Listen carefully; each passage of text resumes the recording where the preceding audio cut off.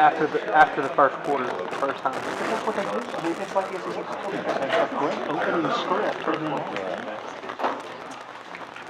Thanks everybody for coming. A reminder, please pick up all the handouts. Also, I did want to mention that former player Matt Stinchcomb is going to be recognized at the game Saturday for his induction into the College Football Hall of Fame coming up in December. And the dog walk is 4:45, and no live streaming, please. I'd like to also congratulate Matt, who is a close friend, still is a close friend, and played together with Matt here. And what a great honor bestowed to him, and certainly deserves it. And had a bright career with the SEC Network, and what a great honor it is to have him represent the University of Georgia in Hall of Fame. So appreciate that and honor to him. Open up. We're moving on to Auburn, who we've got tremendous respect for. Gus does a great job with their program. Obviously, it's the first time in a long time, probably ever, that we played them 3 times in what really amounts to a calendar year. And these guys got a good football team. When you look at them defensively, they're loaded up front. They've got a lot of big guys. They've got a lot of players who play a lot of snaps. I mean, their experience across the board on their defensive unit, it seems like every guy has been there for 3 years and played a significant role. And then offensively, I think every time you play one of Justin's offenses, it's time consuming, it's frustrating. He does a lot of misdirections. They come right at you and hit you in the mouth like they did last year. They've got really good skill players to take shots with, and they do a great job on special teams. Always have. So it'll be a tremendous challenge for our guys as they move on from the Kentucky game into this game. And I know our players and our coaches have a lot of respect for the way Auburn plays the game. So I'll open it up with a couple of the injury stuff. Miko, I think he'll be fine. He got an ankle, probably could be coming back in a game. He should be fine today to practice. Lamont had a hyperextension. He's going to be limited today, but we think he'll be fine. This guy progresses the next couple of days. Ben continues to progress. Thought he could have played if he had to in the last game. So we hope he continues to get better. I think that's all of them. If not, I'm sure you guys will ask. Kirby, I guess due to the uniqueness that you touched on, I mean, normally y'all would be trying to avenge a loss to Auburn, but you did that a month later last year. Is there still motivation from last November's game, or how do you kind of move that, or do you even need motivation in a series that's been this close after 120-something meetings? Yeah, it's a rivalry game. I mean, it's so many of our kids recruited by them, and so many vice versa. It's always a rivalry game, and I think that a big part of that is being at your best when your best is needed, and that's the challenge for our guys. We're playing at home at night in our stadium, which I think is really important to our fans, important to our players, to protect our home turf, and we want to put our best effort forward, and certainly going to have to with the challenge they present, because they've got a lot of good football players. Coach, I've seen you mad before. I don't think I've seen you any madder than you were Saturday night when you guys were failed to get in on first and goal again. I know that's something you guys are trying to address, and you'll really need to address against this team. Is what's your conclusions to this point that you're seeing there? That the physical toughness is not there, or is it play calling? What do you? I really don't think it's that. I think we worked really hard on it last week, and that's probably the most frustrating thing is that we didn't overcome the obstacles we had previously, and it has nothing to really do with play calling. And it's not the maddest I've ever been. I was more disappointed in some of the organizational things, not necessarily what we did. It's the way we went about it, and we'll continue to work on it and get better at it. Kirby, I don't know what was the extent of the celebration for winning the East, and how much will you get into the team about not looking at that other team in Alabama? Yeah, that's not a case for us. I mean, obviously the locker room, guys are fired up, guys are excited. I mean, I think anytime you play another top 10 team and you have a big win, it's something to get excited about. These guys worked really hard for a long time, so to be able to enjoy that moment, that big game for the trip home, and then Sunday we move on, and it's on to Auburn, who's got a really good football team.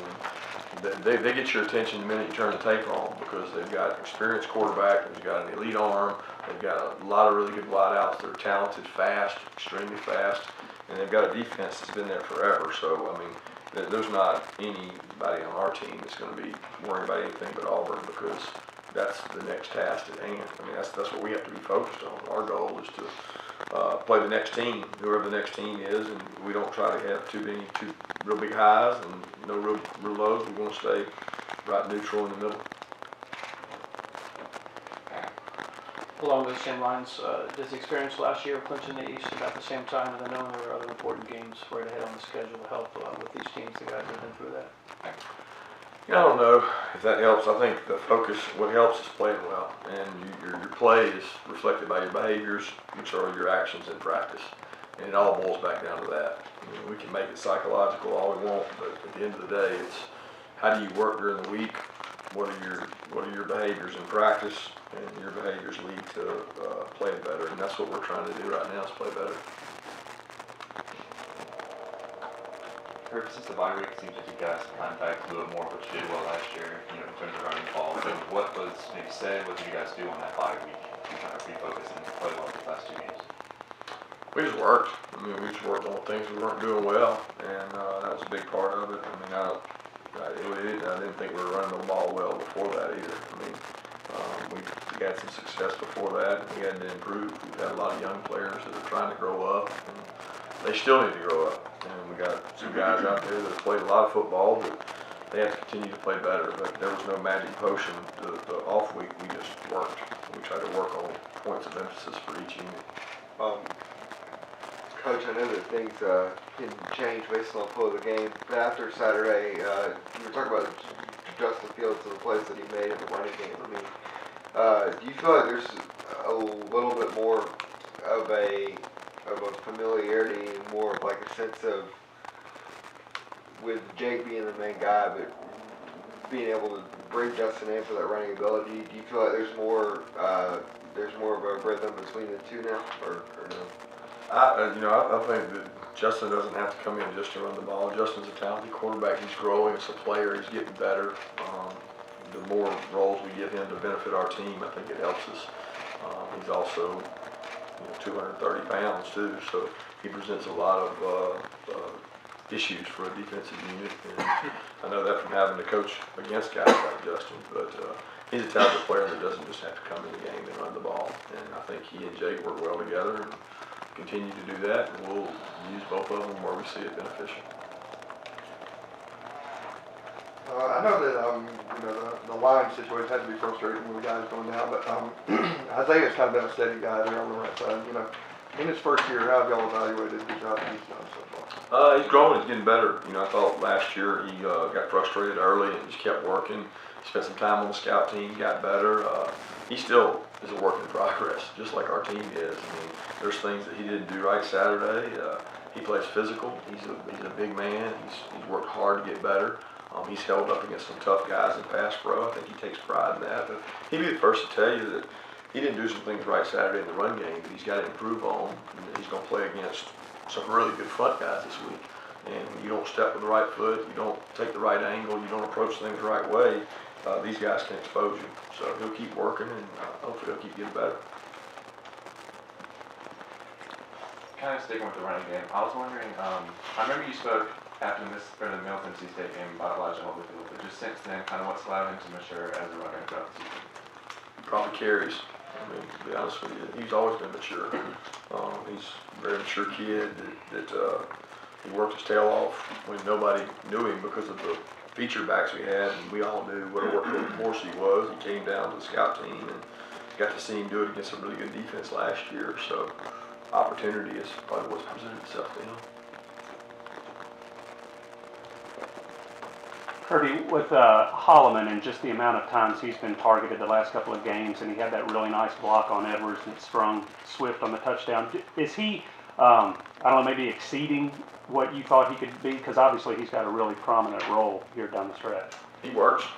I've said it before, he works really hard. He blocks really physical. Everything's important to him, all the details. He's on a punt return unit that's one of the better ones in the country. He takes pride in that. He's a backup on kickoff coverage, backup on punt team. He just works. So the guys that work, play physical, and catch the ball when they get the opportunity, he's taking advantage of some opportunities he's been presented in the Florida game. He took advantage of the opportunities he got last week. But he's not the only one in that room. I mean, there's a group of young men in that room that do a great job for our run game, for our special teams. And then when we get an opportunity to throw it, they're able to take advantage of it. Coach, if you could update Cade Mays and also comment on the young players that contributed at Kentucky. Yeah, Cade had a little bit of a stinger. He's probably gonna be limited today, and we don't know how much further it'll go, but we expect to get him back. And I know he's a tough kid. He'll push through it, but medically, Ron and them are gonna keep him out of some contact today. But again, he's tough, competitive, a lot like the rest of our freshman class. He's working really hard, and those guys, as a unit, are getting better. It's not just the freshmen. I say freshmen, I'm talking about redshirt freshmen, but all those guys. So don't think of it as last year's signing class. Look at it as a 2-year span of guys that haven't had significant roles. I think those guys are growing up, getting better. I said it after the game last week. Some guys got in the game that hadn't been getting in the game because we got to use them. They've got some attributes that we need, and I'm pleased with those guys' growth. I just hope that maturity allows them to handle whether it's a little success in the case of Channing or Adam or Brenton, or a little frustration in the case of somebody that's not playing as much as they want to. They just got to keep getting better. Coach, it's hard not to notice what Todd Gurley and Nick and Sonny are doing in the NFL right now. You've got Swift and Holyfield on your team right now. You've also recruited against Georgia in that regard. Can you just talk about what having that kind of legacy and what kind of value that is when you're going out recruiting running back, and obviously you guys are committed to running the football? Yeah, I think that's it helps tremendously to have the guys, and even the history of the Robert Edwards, Garrison Hurst, Terrell Davis. I mean, Hurst, they're just the back after back after back after back, and now it's probably more prominent than it's ever been because of the stage that Todd's on and what he's been able to do with it. And Nick and Sony's exposure last year through the national championship game, I think that, if you're a premier back in the country and you say, I want to go somewhere that I can learn to play in a pro style, catch the ball in the backfield, I also want to be able to protect so that I can increase my value, and also want to have durability where I'm not going to be beat up when I come out of there, nowhere better to go. So these guys recognize that, and that's why Dale's been able to recruit at a high level.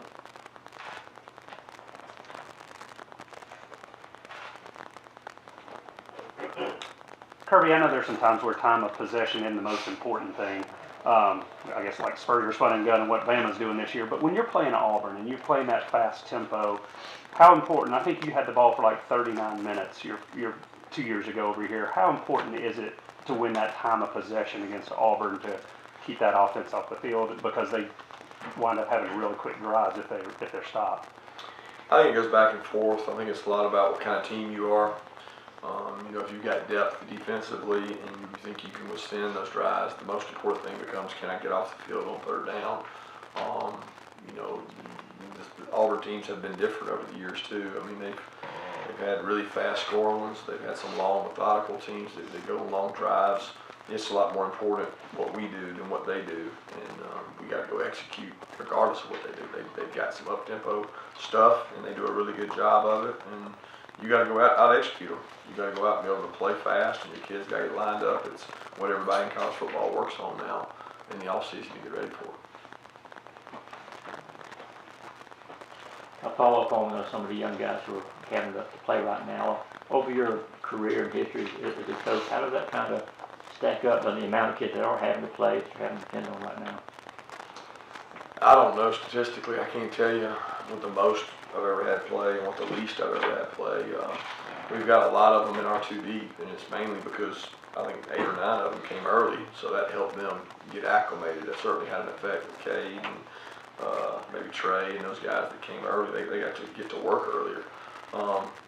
But I can't tell you. I just know these guys are working hard, and you want to bring good players in your program, but it's not just getting them here, it's getting them bought into the principles and values and doing what the seniors want and buying in, and then also learning and dealing with the frustration of being away from home. This group is starting to overcome a lot of that and get better as they get more and more experience. Coach, another one about a specific young player, Tyson Campbell. Seems like he's been getting a lot of those reps earlier than a lot of those guys. What specifically do you feel like he still needs to grow on at the position he's at right now? Well, he's got a lot more comfort. I mean, Tyson is a benefactor of a little bit of lack of depth.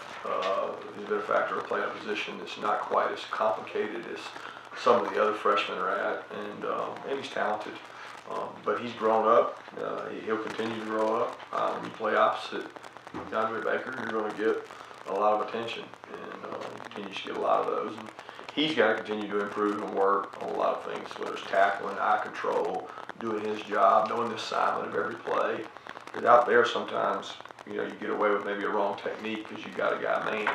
You can't get away with that when you're the linebacker that's got to make the call, when you're the quarterback or the running back that's got to protect. You can't do those things, and he can, and he's been able to grow, and he's got to continue to improve it. Two more questions?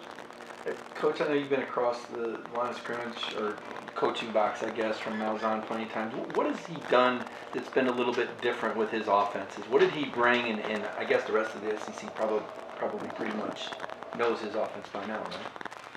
Yeah, I understand what you're asking. Like this year specifically, or what are you talking? Just over the year, what are some of the principles that Auburn's consistently done well? His offenses have looked like they've been a little Physical, being able to run the ball. I mean, people think it's all sideways, and when they've had elite backs, they really run it well. When they've had elite quarterbacks, they really run it well. They've got more wideouts now than I remember them having as far as vertical threats and guys that can run and throw the ball down the field, and a quarterback that can get the ball to them.